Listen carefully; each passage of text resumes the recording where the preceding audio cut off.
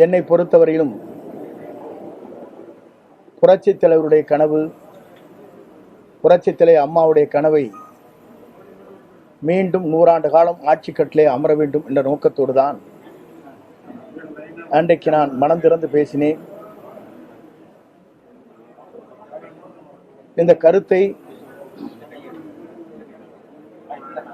புரட்சித் தலைவருடைய உண்மை விசுவாசிகள், புரட்சித் தலைவர் அம்மாவுடைய விசுவாசிகள் இன்று அதற்கான பெரும் வரவேற்பு கிடைத்திருக்கிறது. என்னுடைய நோக்கம் இயக்கம் ஒன்று பெற வேண்டும், புரட்சித் தலைவருடைய அவர்கள் அம்மாவுடைய ஆட்சி மலர வேண்டும் என்ற நோக்கத்தோடு தான் இந்த கருத்துக்களை அன்றைக்கு 5ஆம் தேதி என்று பிரதிபலித்தேன். இதை பொறுத்தவரையிலும் தொண்டர்கள் பொதுமக்களுடைய கருத்துக்களை மனதிலே கொண்டு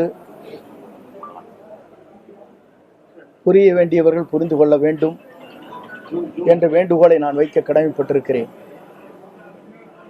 நம் இயக்கம் வலிமை பெறுவதற்கு, நம் இயக்கம் 2024 வெற்றி பெறுவதற்கு எல்லோரும் உறுதுணையாக இருந்த பணிகளை மேற்கொள்ள வேண்டும் என்று வேண்டுகோளை வைத்து விடைபெறுகிறேன். நன்றி, வணக்கம்.